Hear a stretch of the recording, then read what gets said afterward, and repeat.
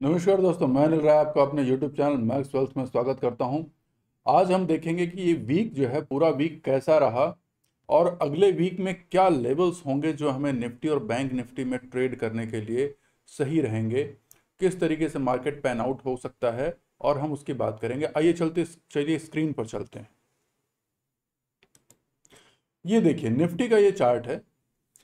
यहाँ देखें अगर आप तो निफ्टी ने जो है एक बहुत ही अच्छे लंबे रन के बाद, ज़्यादा दिन की बात नहीं है, यहाँ पर ये 20 जून को देखिए 15,200 के आसपास का था और ये 20 जून के बाद इसने बहुत ही अच्छी रैली करते हुए ये सीधे सीधे आकर के इसने अपना हाई लगभग 18,000 के आसपास कह लीजिए कि वहाँ जा कर के इसने एक पुल बैक नीचे की तरफ किया और फिर 17,175 के लेवल से अगेन ये वापस रिवर्सल ले लिया इसने। और इस दिन 30 अगस्त की जो एक कैंडल है, ये बहुत ही बढ़िया कैंडल, करीब 2.5% की कैंडल बनी और उसके बाद से मार्केट में ये मूव आया। तो पहले तो हम समझते हैं कि मार्केट में पिछले कुछ दिनों में हुआ क्या है। आप देखिए मार्केट में यहाँ से एक गिरावट के बाद, ये गिरावट नहीं कहेंगे, ये इस पूरे रन की प्रॉफिट बुकिंग कहेंगे हम।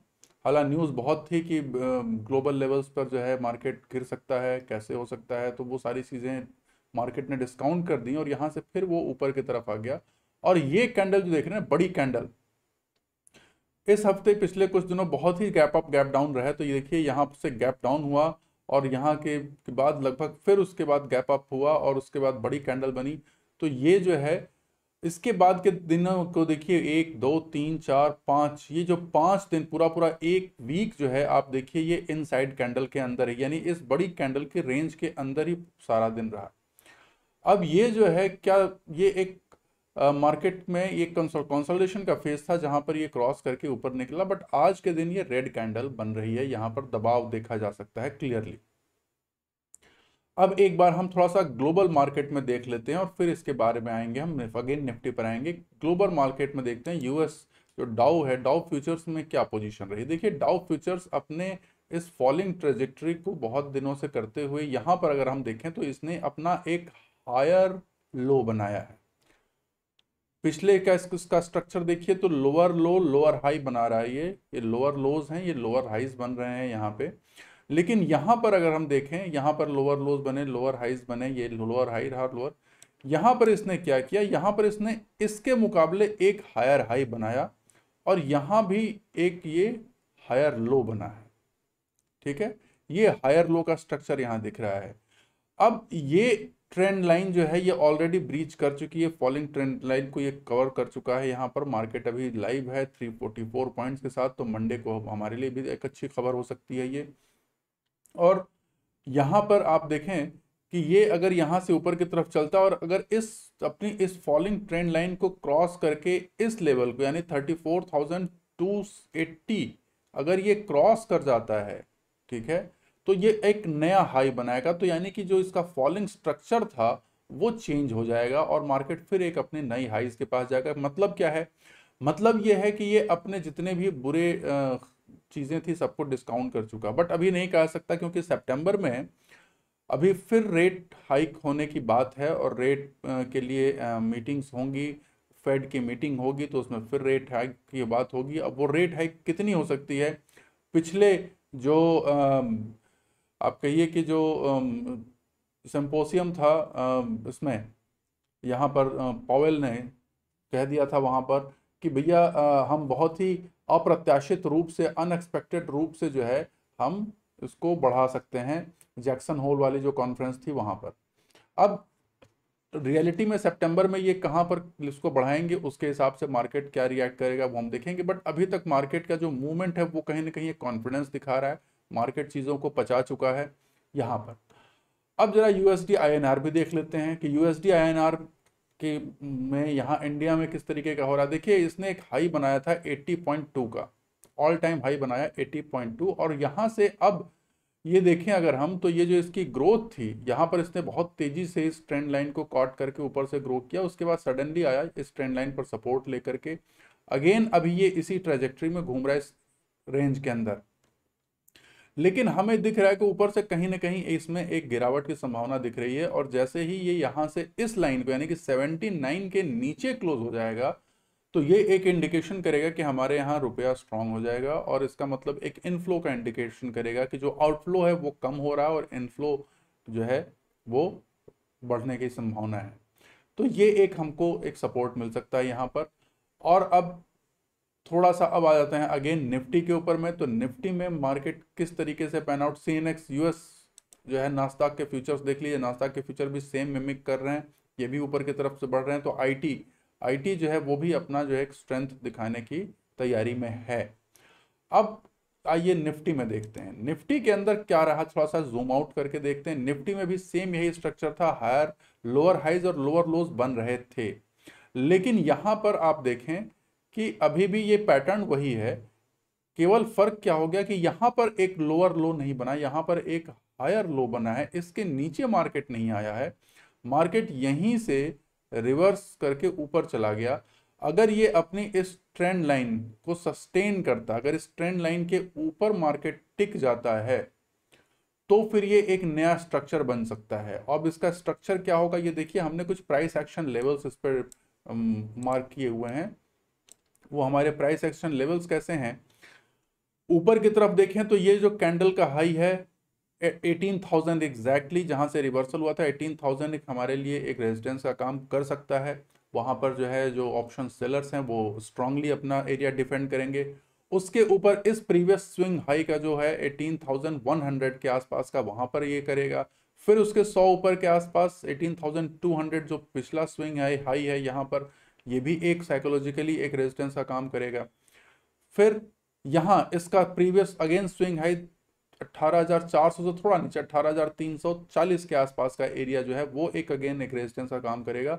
और अगर मार्केट इसको ब्रीच कर जाता है तो फिर वो तेजी से अपने ऑल टाइम हाई यानी कि 18,600 के लिए बढ़ेगा, जो कि वहां पर पूरी संभावना है कि वहां पर एक स्ट्रॉन्ग रेजिस्टेंस फेस कर सकता है। ठीक है, अब नीचे की तरफ सपोर्ट कहां है, सपोर्ट हमारे पास है ये देखिए 17,690 क्या, ठीक है, 17,693 यानी 17,700 राउंड फिगर पकड़ते हैं, 17,700 के आसपास का एक पहला सपोर्ट है इस कैंडल का लो। उसके बाद सपोर्ट जो है ये हमारी जो 30 अगस्त की बड़ी कैंडल है उसका लो जो है 17,400, वो हमारा एक अगला सपोर्ट बनेगा। और उसके बाद जहां से जिस कैंडल से रिवर्सल हुआ यानी प्रीवियस स्विंग लो वो 17,175, ये हमारा एक तीसरा सपोर्ट काम करेगा। अगर ये सपोर्ट ब्रीच हो जाते हैं तो फिर मार्केट का स्ट्रक्चर अगेन वो अपने प्रीवियस स्ट्रक्चर को रिज्यूम करता हुआ लोअर लोज बनाने के लिए चल देगा। लेकिन जैसा कि हमें लग रहा है ऐसा होना नहीं चाहिए, स्पेशली इंडियन मार्केट में। अगर आप देखें तो इंडिया का मार्केट जो है, यूएस मार्केट काफी फॉल हुआ बट इंडिया का मार्केट उस हिसाब से फॉल नहीं हुआ, इसने अपने अंदर के रेजिलियंस को बना के रखा है। पहली बार ऐसा हुआ है कि इंडिया का मार्केट यूएस के मार्केट के साथ कोरिलेट नहीं कर रहा है। ठीक है, तो ये कोरिलेशन नहीं होना कुछ कह रहा है, कुछ स्ट्रेंथ दिखा रहा है। इसका मतलब ये है कि यूएस में भले ही रिसेशन का रिस्क हो, यूएस में भले ही लोगों को लग रहा हो कि रिसेशन आ सकता है, बट जो इन्वेस्टर हैं चाहे वो डोमेस्टिक हो चाहे वो फॉरेन इन्वेस्टर हो, उनको ये कॉन्फिडेंस है कि इंडियन इकोनॉमी रिसेशन में नहीं जाएगी। और ऐसा बहुत से इकोनॉमिस्ट और बहुत से बड़े जो इन्वेस्टर ग्रुप हैं वो भी इस बात को एक्सेप्ट कर रहे हैं कि इंडिया का रिसेशन में जाने की संभावना बहुत कम है, बल्कि उल्टा हो सकता है कि इसका सारा का सारा फायदा जो है ना चाइना प्लस वन पॉलिसी में इंडिया को बहुत फायदा हो सकता है और इंडियन इकोनॉमी बहुत तेजी से ग्रो कर रही है। इसका एक प्रमाण हमको मिल गया है कि अब हम यूके को पीछे छोड़ करके वर्ल्ड की 5वीं सबसे बड़ी इकोनॉमी बन चुके हैं। अब ये रेस चलती रहेगी और इंडिया इसी तरीके से, मुझे पूरा पूरा विश्वास है कि हम विश्व के जो है पूरे वर्ल्ड लेवल पे, ग्लोबल लेवल पे, विश्व के पटल पे हमारा देश जो है वो तेजी से उन्नति की तरफ बढ़ता रहेगा। ने शेयर्स चाहे जो भी कहते रहें, वो देखिए नेगेटिव लोगों की चाहे बातें जो भी हो कि चलिए ये नहीं हो रहा है वो नहीं हो रहा है, इतनी गरीबी वैसी चीजें सब चलती रहेंगी, लेकिन हमारा देश इसी के साथ ग्रो करता रहे। अब आइए चलते हैं बैंक निफ्टी के ऊपर, बैंक निफ्टी के लेवल्स को समझने की कोशिश करते हैं कि चार्ट में बैंक निफ्टी के लेवल्स क्या हैं। बैंक निफ्टी स्ट्रेंथ शो कर रही है, ठीक है, बैंक निफ्टी की स्ट्रेंथ ज्यादा है। अगर आप देखें तो बैंक निफ्टी ने पहले ही अपने फॉलिंग ट्रेजेक्टरी को, इस ट्रेंड लाइन को ब्रीच कर दिया था। इनफैक्ट ये क्लोज दे दिया था 27 जुलाई को ही, और उसके बाद उसने बहुत ही अच्छा रन दिया, 40,000 तक के पॉइंट को छू करके वो एक बार आ गई है। और अब ये 40,000 का जो एक हमारा कह लीजिए कि साइकोलॉजिकल एक रेजिस्टेंस था 40,000 का, उसको ब्रीच करके ये 40,400 के ऊपर क्लोज हुई है। कैंडल जरूर रेड बन रही है यहां पर, लेकिन ये अपने आप में ये कोई कैंडल अभी भी देखिए पिछले ग्रीन कैंडल के ऊपर ही क्लोज हुआ है, तो ये भी अभी भी बुलिशनेस ही कहलाएगी मार्केट में। कैंडल भले रेड दिखे बट ये बुलिश कैंडल ही कहलाएगी, ये कहीं से भी बेरिश कैंडल नहीं बनेगी एज पर प्राइस एक्शन।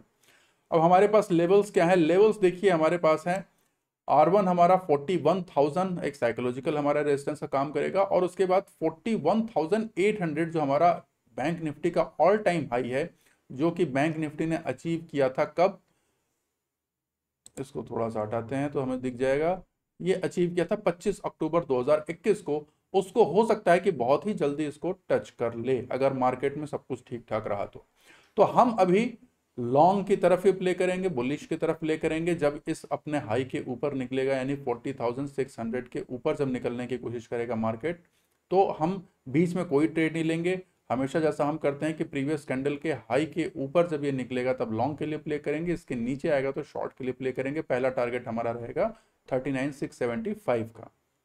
नीचे की तरफ सपोर्ट जो हमारे हैं वो देखिए, ये थोड़ा सा ये गड़बड़ हो गया, ये S1 है, ठीक है, S2 और S3, ये सपोर्ट 1 का काम करेगा 39,700 का, और यहाँ पर S2 सपोर्ट है इस कैंडल का, यानी जो 23 अगस्त की कैंडल थी 30 अगस्त की 38,478, यानी कि 38,500 के आसपास मान के चलें राउंड फिगर में, तो ये एक स्ट्रॉन्ग सपोर्ट का काम करेगा। और उसके बाद जहां से स्विंग लो, जहां से मार्केट ने रिवर्सल लिया अपना अगेन, ये 37,957, यानी कि 38,000 हम राउंड फिगर में पकड़ लें कि 38,000 जो है हमारा एक क्लियर डिफेंस लाइन होगा, जहां पे कि जो है वो अच्छी डिफेंडिंग हो सकती है। पुट राइटर्स यहाँ पर बहुत स्ट्रांगली मार्केट को डिफेंड कर सकते हैं, ठीक है।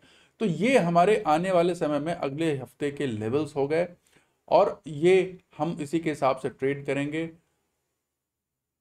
ये हफ्ता बहुत ही बढ़िया रहा, अगर देखें तो पिछले हफ्ते में मार्केट ने सारी नेगेटिविटी के बावजूद मार्केट ने टैकल किया है। अब ये है कि ज़रूर जैसा कि हम देख रहे हैं कि अब सितंबर में जो फेड की मीट होगी उसमें इंटरेस्ट रेट का कैसा आएगा, ग्लोबल इम्पैक्ट ज़रूर पड़ता है हमारे मार्केट के ऊपर में, तो वो भी हमें करना है। और हम एज अ ट्रेडर कोई ओपिनियन नहीं फॉर्म करेंगे। एक ट्रेडर को कभी भी ओपिनियन फॉर्म नहीं करना चाहिए, उसको जैसा ये प्राइस एक्शंस प्राइस लेवल्स हमने मार्क कर दिए हैं, अब जैसा प्राइस मूव करेगा, ठीक है, वैसे हम ट्रेड करेंगे। ओपिनियन जो है वो गैम्बलर फॉर्म करता है, ट्रेडर कभी ओपिनियन फॉर्म नहीं करता है। चार्ट पर हमको जैसा मूव दिखेगा हम वैसा ही ट्रेड लेंगे, ठीक है। तो दोस्तों इसी के साथ ये वीडियो मैं समाप्त करता हूँ। आशा आपको वीडियो पसंद आया होगा, ये वीकली रिव्यू आपको सही लगा तो ज़रूर इसे लाइक सब्सक्राइब और शेयर करें, और ज़्यादा से ज़्यादा लोगों के साथ इसे शेयर करें जिससे कि ये सबके पास इन्फॉर्मेशन पहुँचे। अगली वीडियो में आपसे फिर मिलूंगा, तब तक के लिए बहुत बहुत धन्यवाद। नमस्कार।